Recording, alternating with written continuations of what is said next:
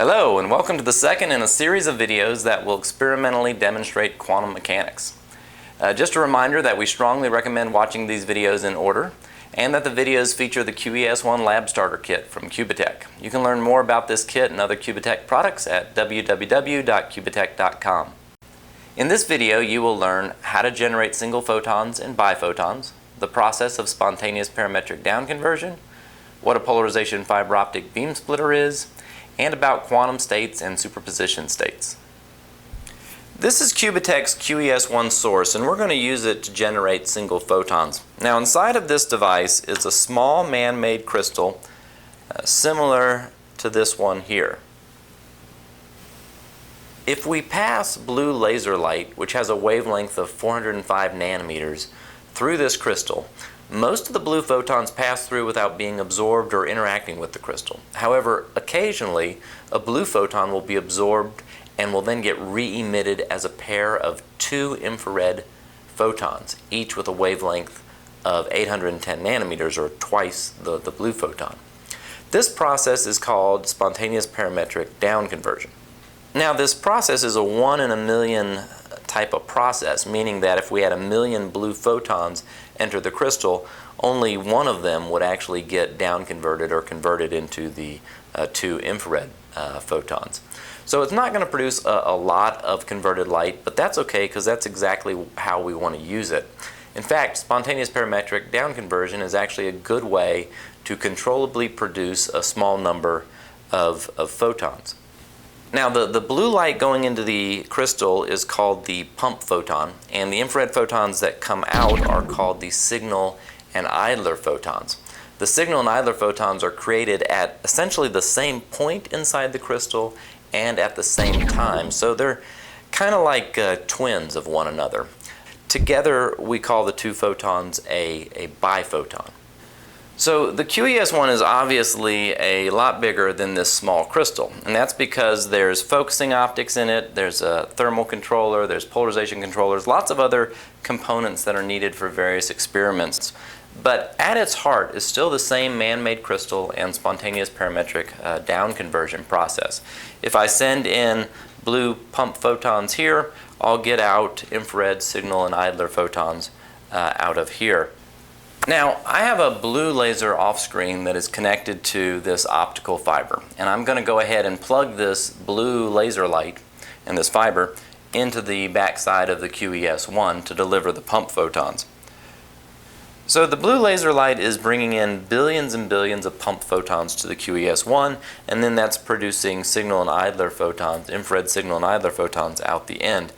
Now, the blue photons that don't get converted, we actually recycle them and they'll come out this port, so we separate them from the signal and idler photons and they come out here.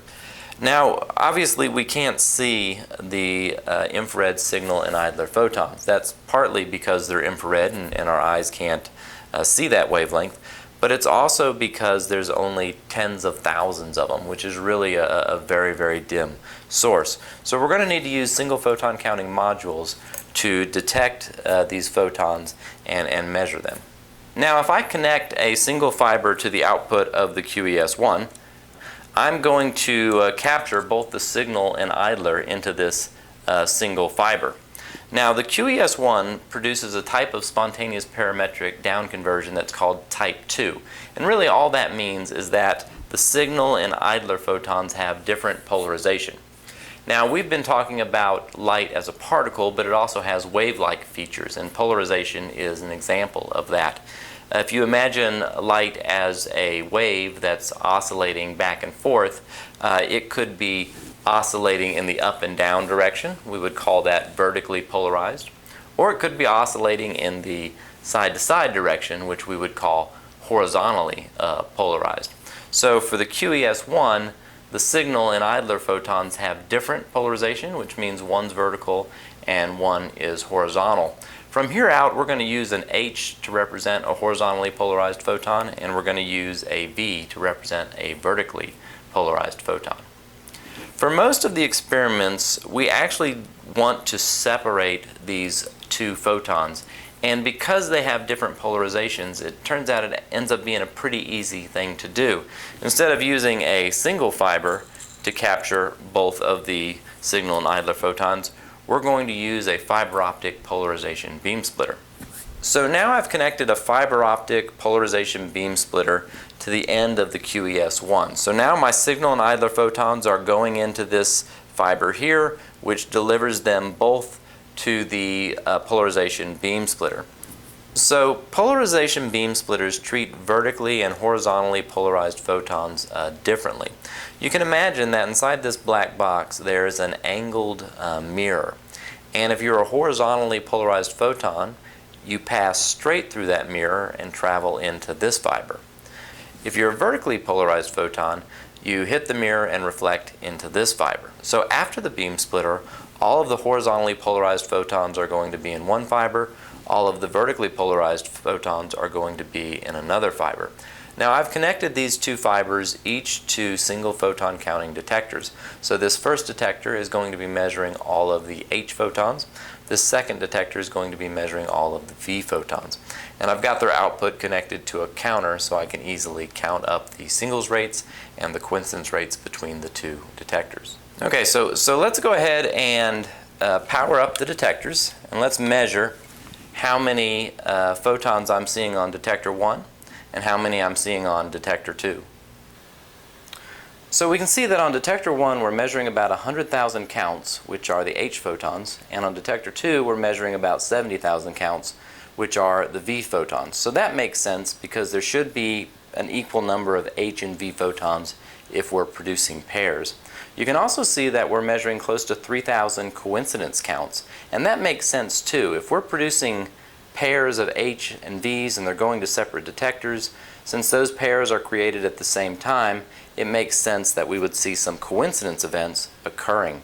So one of the questions you may be asking yourself is, if I'm seeing 100,000 horizontal photons and 100,000 vertical photons, why am I not seeing 100,000 coincidence counts? And that's because although this QES1 is producing a lot of pairs, because our detector efficiency is low, because there's losses in the optical fibers, often one of the photons in the pairs gets lost between here and there. And so although you detect a single photon, you don't detect the pair. Before we can wrap things up, I need to talk a little bit about quantum states and what a measurement basis is. And probably the easiest way to do that is to look at those concepts in terms of the measurement we just made.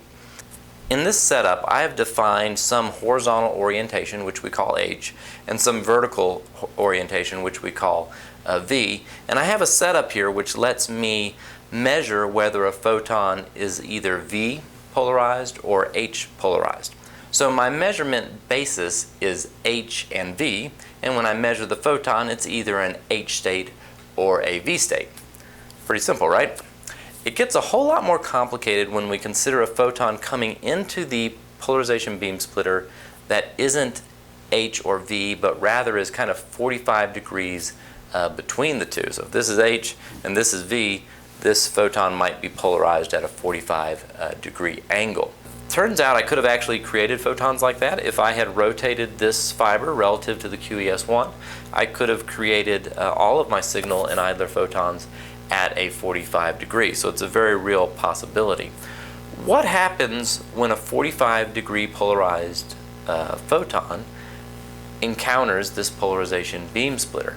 Does it get treated as an H photon and end up in this detector, or does it get treated as a V photon and end up in this detector? And how do I describe the state of that type of a photon? Well, to represent that, we're going to use something called a superposition of states, and it looks like the following. Basically, the state for the photon equals the H polarization state times some coefficient plus the V polarization state times some other coefficient. And the coefficient A, or the number A, is tied to how likely it is that I will measure the photon as an H, and the B coefficient is tied to how likely it is I will measure that photon as a V. Now there's phase and some other information that's contained in A and B, but that's kind of a good introduction to it. So that's a great way to represent the 45 degree angled photon, but it still doesn't answer the question we asked, which is, if photon comes to the polarization beam splitter Is it going to take the H path, or is it going to take the V path? And really, the representation just says, yeah, it might be H and it might be V, and it kind of leaves it at that. That's accurate, but it's not very satisfying. So one of the fundamental ideas or concepts behind quantum theory is that that question actually cannot be answered. That even if you had all the information about the physical world, there's no way to determine if that 45-degree polarized photon is going to go down this path or it's going to go down this path. The universe in this setup or at that level is indeterminate. There's no way to determine what's going to happen. So in quantum theory, the best we can do is to come up with a type of mathematics where we capture the various possibilities and then can use them and operate on these states to determine or make calculations about an average population of particles. So that's all I'm going to say on that topic, because we're going to get into it later. But I think now is a good time to sort of at least start to approach that issue and talk a little bit about these challenges and the things that underpin quantum mechanics. With that said, let's go ahead and summarize what we've learned here. We've learned about the QES1 and producing bi-photons. We've learned about the process of spontaneous parametric down conversion. We've learned what a polarization beam splitter is and how it works. And we've learned a little bit about quantum states and the superposition principle. In the next video, we're going to study a quantum process called photon bunching. And I really appreciate you watching this video, and I hope you'll join us for the next one.